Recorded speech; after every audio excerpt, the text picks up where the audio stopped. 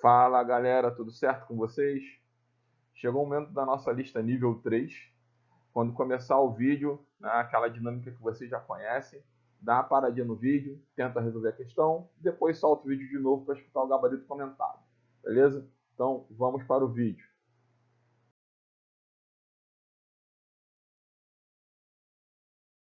Questão 1, galerinha. Então, como já sabem, eu não vou ler a questão, vocês vão parar o vídeo para ler, eu só vou comentar as opções. O que é afélio e periélio? Isso aí vocês aprenderam lá no sexto ano, lá atrás. Vamos relembrar, porque a maioria de vocês, a grande maioria, na verdade, não lembra o que significa. Afélio é quando a Terra está longe do Sol e periélio quando a Terra está mais próxima do Sol. O momento que a Terra está mais próxima do Sol. Para vocês decorarem, ó, afélio tem A de mais afastada e periélio P de mais perto. Afastada e perto. Lembre disso. Né? E o que vai dar isso aqui é a translação. A Terra girando em torno do Sol vai ter um momento que ela vai estar mais afastada ou mais perto do Sol. Então aqui é o número 2. E o desvio dos ventos é da rotação. Né? A Terra ela gira de oeste para o leste. E isso faz com que os ventos, correntes marítimas no planeta Terra tomem uma direção específica de acordo com a rotação. Então aqui é 2, 1. Afélio, periélio 2, desvio dos ventos 1. Movimento aparente do Sol. O que faz o Sol nascer e o Sol se pôr? É a rotação, não é isso? Então aqui também é número 1. E o equinócio e o solstício, o que significa? É a primavera, o verão, o outono, o inverno. Quando a Terra está no verão ou no inverno, chamamos de solstício. E quando está na primavera e no outono, chamam de equinócio. Beleza? Então, aqui é também translação, porque isso vai se dar com o movimento da Terra ao entorno do Sol, certo? Então, temos aqui, ó, 2, 1, 1, 2, gabarito, letra A. Show? Questão 2. Lembrando que só vou comentar as opções. Né? Diferentemente dos meridianos, que possuem sempre o mesmo diâmetro, os círculos que representam os paralelos diminuem de tamanho à medida que se afastam do Equador, em direção aos polos. Será que isso é verdade? É verdade, galera. Os meridianos têm o mesmo tamanho. Né? Os paralelos não, eles vão diminuindo quanto mais vai para o norte ou para o sul. Certo? Então essa daqui está certinha. A 2. A escala podem ser gráficas ou numéricas? Ok, está certo. As representações em escala pequena mostram áreas pequenas? Não, aí está errado. A escala pequena mostram áreas grandes. Olha aqui. A escala pequena ou a escala grande? Né? Quanto maior o denominador, que é esse número aqui maior, né? Menor a escala. Lembra disso? Quem não lembra, tem aqui na aula de escala, só dá uma olhadinha, ou então pergunta para o prof, só mandar uma mensagem para o prof. Beleza? Então a opção está errada. 2 errada, 1 certo, 2 errado. 3. Aqui falando da projeção afilática. A projeção afilática é essa daqui. Tá vendo? Essa daqui é de Mercator, essa daqui é de Peters, essa aqui é afilática. A diferença, né, aqui a afilática, ela não vai preservar as formas, os ângulos e distâncias. Elas não preservam, mas elas não eliminam, como está dizendo ali na questão. A questão está dizendo que ela elimina. Né, ó. Aqui, ó, pode ser eliminada. Isso não acontece. O que acontece é que ela não preserva as formas dos ângulos, das distâncias. Ela só não se preocupa com isso, mas não quer dizer que elimina. Tá bom? Então, cuidado com as palavras que elas têm significados. Então, essa daqui está errada. E a 4, a anamorfose é uma forma de representação cartográfica utilizada em mapas temáticos, na qual as áreas dos países, estados ou regiões são mostrados proporcionalmente à importância de sua participação no fenômeno representado. Tá, ok. Só para lembrar o que é anamorfose, parece que está tudo inchado. Aí é uma representação de casos de Covid no Brasil, né? Os estados que mais tiveram Covid. Aqui reparem que São Paulo está bem inchado, Rio de Janeiro, Minas Gerais não está tão inchado. Aqui a gente pode fazer diversas questões sobre isso, porque tem mais população em São Paulo e Rio de Janeiro, por isso que tiveram mais casos. Em contrapartida, Amazonas que tem a população bem pequena, ele não ficou murchinho, assim como ficou Minas Gerais, por exemplo, que até diminuiu de tamanho em referente à proporção dela no Brasil. Enfim, a gente pode trabalhar diversas coisas sobre isso. Mas aqui nesse momento é só lembrar o que é anamorfose. Então tá ok a questão. Então qual é o nosso gabarito? Olha lá, 1 e 4, letra C. Questão 3, pessoal. A primeira fala assim, ó, no mapa, as porções de território mais escuras correspondem a depressões. Vamos olhar, mais escura. O que tem aqui ao norte? Aqui no nordeste? Aqui no sudeste? Não, né? Não são depressões, são planaltos, certo? Aqui Planalto Borborema, as serras do sudeste, leste-sudeste, aqui o escudo das Guianas. Então as mais escuras são planaltos. Está errada a primeira. 2. No mapa, as porções de territórios mais claras correspondem às planícies? Também não. Né? As mais claras são as depressões, porque as planícies estão aqui no entorno do Rio Amazonas, planície do Pantanal, planície costeira, certo? Então está errada. A 3. A classificação do relevo assinalado no mapa foi proposta por Aziz Abissaber? Não. Sabemos que Aziz Abissaber foi um cara muito importante, mas não foi ele que fez essa. Quem fez essa daí foi o Jurandir Royce. Então, cuidado. A 4. Classificação de relevo assinalada no mapa foi proposta por Haroldo de Azevedo? Também não. Haroldo de Azevedo foi o primeiro deles a fazer uma classificação de relevo. Ele foi professor de Aziz Abissaber, mas não foi ele que fez essa. Quem fez essa foi o Jurandir Royce, que fez 28 unidades de relevo. Então sabemos que aqui a 5 está certa. A certa, no caso, é apenas a 5, gabarito letra E. Vamos lá, vamos para a próxima. Questão 4, pessoal. A estrutura interna da Terra é representada em modelos que se apoiam em 2 critérios. As propriedades físicas e a composição química. Lembra das correntes de convecção, das estruturas que tem dentro do planeta Terra? Está certinha essa, né? Os minerais. Então, lembra que eu falei de níquel e ferro, de silício e magnésio, certo? Alumínio também. A gente fala bastante isso na aula. Quem não lembra, assiste a aula aqui de estrutura interna da Terra. Então, tá certinha essa primeira aqui. Vamos ver a 2.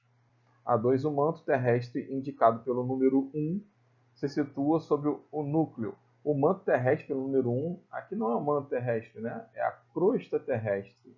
O manto estaria aqui na 3, né? Mais para baixo. 3. O estudo da estrutura interna da Terra tem por base métodos muito diversificados, mas a análise da astenosfera já é possível mediante observação direta? Também não. Sabemos que o homem não conseguiu aprofundar muito dentro do planeta, diretamente falando. Né? Ele não chegou até a astenosfera, só chegou a mais ou menos 12, 13 quilômetros da crosta terrestre. 4. A camada 1, que é aqui a crosta terrestre, apresenta manifestações magmáticas e sísmicas nas áreas de colisões de placas litosféricas. Certinho, né? Essas áreas tecnicamente instáveis, onde tem um choque de placas, onde o magma extravasa, passa pelas fissuras, está certinho. Então, por enquanto, a 1 e a 4. Né? E a 5, a crosta oceânica é formada basicamente de basaltos. Ela é menos espessa em geral do que a crosta continental, certinha, certo? A crosta terrestre na parte do continente tem aproximadamente 100 quilômetros e a marítima ela tem aproximadamente 40, então é menos espessa. Gabarito letra B, 1, 4 e 5. Questão 5. As diferenças de vazão de escoamento da superfície destacada no gráfico ocorre por influência da... Né? Aqui, ó, o que acontece aqui? A forma do relevo vai influenciar no escoamento, né? A tipologia do clima, a intensidade da chuva, a altitude do relevo, a permeabilidade do solo. Aqui está mostrando, né, a vazão, como que é mais alta, escoa mais numa área urbana e menos numa área florestal. Por que isso acontece? Porque a área urbana está toda impermeabilizada, com as construções, com asfaltos, etc. Então ela escorre mais. Tá? Ela não absorve mais, ela escorre mais, tem uma maior vazão. Na área da floresta, uma menor vazão. Então, a permeabilidade do solo que é que indica isso, certo? Porque a floresta ela não está impermeabilizada, ela é porosa, ela retém mais, ela tem solo, então ela retém mais a água. E a água escoa, pode escorrer também, mas com uma menor quantidade, uma menor intensidade. Vamos para a próxima. Gabarito letra E, beleza? Marcado aqui. Então, vamos para 6. Dá uma paradinha no vídeo para ler. Vou responder aqui. Tá? O planalto é um compartimento de relevo com superfície irregular, certinho. O planalto não é um plano alto, né?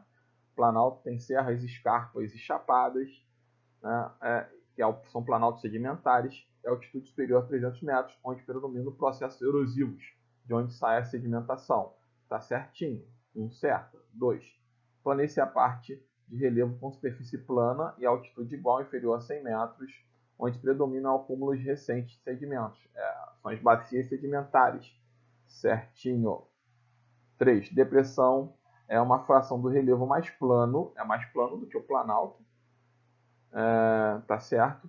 Onde predominam processos erosivos, que ainda não é a parte mais baixa, então continua indo em direção à planície, mas ela recebe sedimentos dos planaltos, com suave inclinação e uma altitude de 100 a 500 metros, quer dizer que pode existir tanto depressão quanto no planalto, tanto no planalto quanto na planície, beleza? Então tá certa também.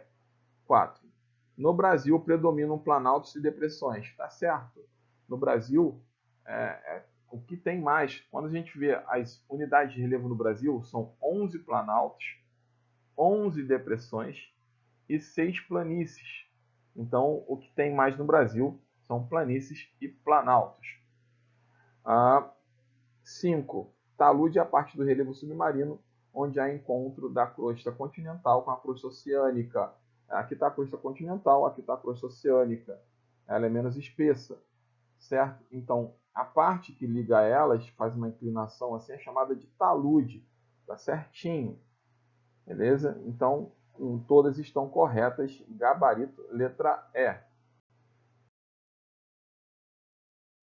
Questão 7, pessoal, dá aquela paradinha no vídeo para poder resolver e vamos que vamos. 1. A topografia, o regime pluviométrico, a estrutura e espessura do manto de alteração, as atividades humanas e a retirada de vegetação original são alguns dos fatores que influenciam os movimentos rápidos de massa. Ok, tá certo, né? A topografia, a inclinação do relevo, o regime pluviométrico, a quantidade de chuva, a retirada da vegetação, isso tudo altera na maneira que escoa a água na superfície. Então tá certo. 2. Os movimentos de massa fazem parte da dinâmica externa da crosta terrestre. Sim. E são agentes que participam da modelagem do relevo? Também. Independente da intervenção humana? Sim. A intervenção humana, lógico que ela pode agravar isso. Sem dúvida que ela pode agravar isso. Ou intensificar, ou diminuir. A intervenção humana, ela pode fazer isso. Mas isso, o que acontece, o que está escrito ali, é independente da intervenção humana? Lógico que sim. Ela pode acontecer com a vontade do homem ou não. 3. Em algumas grandes cidades e regiões metropolitanas brasileiras, é comum a ocupação das encostas de morro pela população de baixa renda. Sim, né? Acontece muito, principalmente na nossa região metropolitana aqui do estado do Rio de Janeiro. A mais prejudicada pelos efeitos socioambientais negativos dos movimentos rápidos de massa. Sim, quando chove muito, as áreas que a movimento de massa se desloca nessas áreas de encosta. Atualmente aconteceu em Petrópolis, né? Então fiquem ligados porque é um assunto quente para a prova, tanto para a prova de qualquer concurso, né? Principalmente concurso militar que trabalha com bastante fatalidade. Então atenção com esse assunto. 4. Os movimentos de massa são analisados considerando-se basicamente a natureza do material transportado. Sim, vai ver o que vai ser transportado, né? Que tipo de solo tem ali, né? E a velocidade de movimento que varia desde alguns centímetros por ano até 5 km por hora. Isso aí, ele pode se deslocar normalmente, né, durante o ano, ou em um momento de enxurrada ele pode se deslocar muito forte, muito rápido. Está certa também.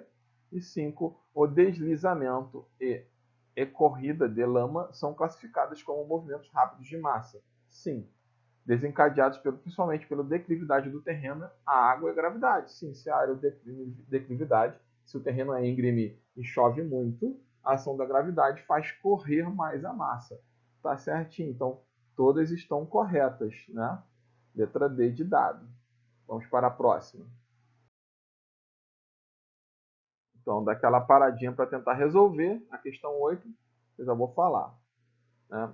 Para marcar a alternativa. Isso é aquela questão, cara. Escudo cristalino e bacia sedimentar. A gente pode confundir vocês, quando a gente fala de região sul, a gente fala de Rio Grande do Sul, vocês vão lembrar do cinturão de carbono, né, que tem na região sul do Brasil. O Rio Grande do Sul também é destaque em carvão mineral. Isso pode confundir vocês. Mas ali está falando sobre escudo cristalino, que é o escudo cristalino antigo. Então, isso daqui são minerais metálicos. Então, não pode ter minerais de bacia sedimentar, como petróleo, carvão mineral e gás natural. Então, a letra A, ó. Granito, ouro, quartzo, carvão mineral. A carvão mineral não pode, nesse tipo de área de escudo cristalino. Ouro, cobre, zinco e chumbo, isso pode. C, ó, carvão mineral de novo. D, carvão mineral de novo. E, carvão mineral de novo. Então, nosso gabarito ficou letra B. Beleza? Então, vamos para a questão 9, daquela paradinha para responder e vamos que vamos. 1. A largura do mar territorial é estabelecida até um limite que não ultrapasse 20 milhas náuticas, medidas a partir da costa brasileira. O que é mar territorial? Mar territorial é uma faixa que tem aqui mais estreita no entorno do território. Elas são de 12 milhas náuticas, não de 20. Tá? 12 milhas náuticas, ou 22 quilômetros. Então, atenção a isso, isso aqui está errado. 2. Na zona econômica exclusiva, o Brasil tem direito exclusivo a regulamentar a investigação científica, marinha, a proteção e preservação do meio marítimo, bem como a construção de operação e o uso de todos os tipos de ilhas artificiais, instalações e estruturas, para poder explorar economicamente. Então, a zona econômica exclusiva, essa faixa cinza que está no entorno aqui do Brasil, onde o Brasil pode explorar economicamente, fazendo as plataformas de petróleo, o pré-sal fica aqui também, nessa faixa aqui. Então, é uma área muito rica em recursos minerais. Então, a 2 está certa. 3. No mar territorial, o Brasil exerce soberania e tem direito à expensão e apressamento dos navios que trafegam nessa zona de mar, por infração do seu direito interno. Nessa faixa deve-se aplicar as leis brasileiras, que é o mar territorial, encostado aqui na costa brasileira. Está certinho. Mar territorial, ali as leis brasileiras que vigoram. Certo? Na zona econômica exclusiva, o Brasil fiscaliza, mas seguindo normativas internacionais. Né? Mas quem pode explorar aqui economicamente é o Brasil. 4. Em virtude de possuir uma área equivalente a 67% do nosso território terrestre, com dimensão e biodiversidade semelhantes ao da Amazônia Verde, convencionou-se chamar essa área de Amazônia Azul. Será que foi isso mesmo? Galera, é isso mesmo. Parece que não, mas é verdade. Devido a ter mesmo tamanho aproximado de quilômetros quadrados, tanto a parte no mar como a Amazônia Verde, né, tem o nome de Amazônia Azul. Por um dos motivos é esse, e o outro por ter uma grande biodiversidade nessa região também. Então está certinha a 4. E a 5, a plataforma continental é a área no entorno da zona econômica exclusiva, em algumas partes. Quer dizer, na verdade não, né? Nem em algumas partes, porque a plataforma continental está em toda a área por debaixo da zona econômica exclusiva e em algumas partes do território, abrangendo, passando da zona econômica exclusiva, porque a plataforma continental ela fica em todas, aqui acaba o Brasil, ela fica em toda extensão territorial, né? E vai até chegar ao talude, até chegar à crosta oceânica, certinho? Então a plataforma continental não está no entorno, ela está em toda a área e em alguns momentos mais um pouquinho da zona econômica exclusiva. Então o nosso gabarito ficou como a 2 certa, a 3 certa, e a 4 certa. 2, 3 e 4. Aqui, 2, 3 e 4. Vamos que vamos. Questão 10 sobre solos férteis. Dá uma paradinha para resolver e vamos lá. 1. Os solos de maior fertilidade natural no Brasil localizam-se nas áreas dos planaltos sedimentares basálticos, principalmente ao norte dos estados de São Paulo e do Paraná. Destaque-se a Terra Roxa. A Terra Roxa está certo do que está escrito ali? Tá. Só tem um detalhezinho que deixa essa opção errada. Norte dos estados de São Paulo e Paraná. Na verdade, é sul do estado de São Paulo e norte do Paraná, a região sul. Se tivesse escrito sul do estado de São Paulo e o estado do Paraná, estaria correto, mas o norte do estado de São Paulo, não. Então, tenha atenção a esses detalhes. Então, essa aqui está errada. A 2. O massapê é outro solo fértil encontrado na faixa litorânea do Nordeste e do Sudeste, chamado de zona da Mata Atlântica. Tem um monte de erro aí, né? O solo massapê se encontra no Nordeste, não no Sudeste. E na zona da mata, não na zona da Mata Atlântica. Então, está errada 2. A 3. Embora existam alguns solos de alta fertilidade natural no Brasil, normalmente eles, como todo solo tropical, em geral são frágeis e requer cuidados especiais para não empobrecerem de forma intensa. Tá certo. Por quê? Os solos tropicais são em áreas que chove muito, né, pessoal? E em áreas que chove muito tem a lixiviação. Então é um solo que fica exposto a ficar empobrecido. Ainda mais com as monoculturas, mas é mais ação antrópica, que a questão não está pedindo, mas acontece também. Então tá certa 3. A 4.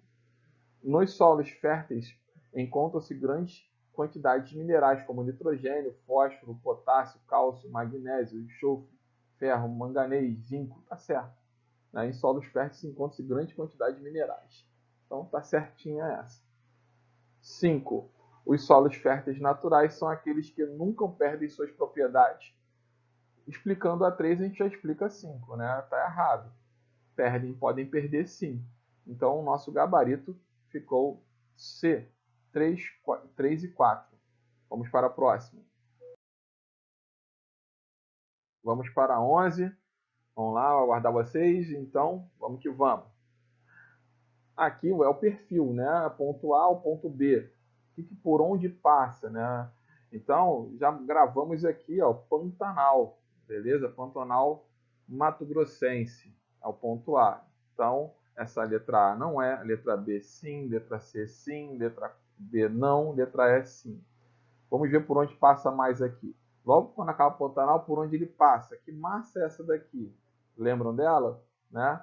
Planaltos e serras de quê? Paraná, lembra? Então aqui, ó.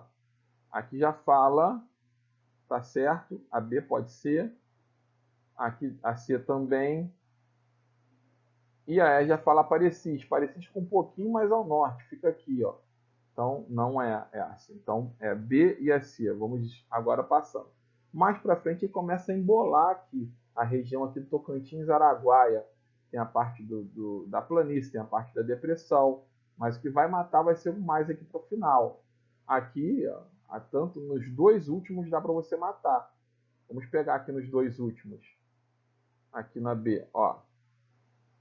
Planalto Chapadas da Bacia do Parnaíba, tá certo? Que é aqui. E a última aqui, ó, Depressão Sertaneja de São Francisco. Depressão Sertaneja de São Francisco. Essa tá certinha, onde dá para desempatar. A outra estaria errada aqui, ó.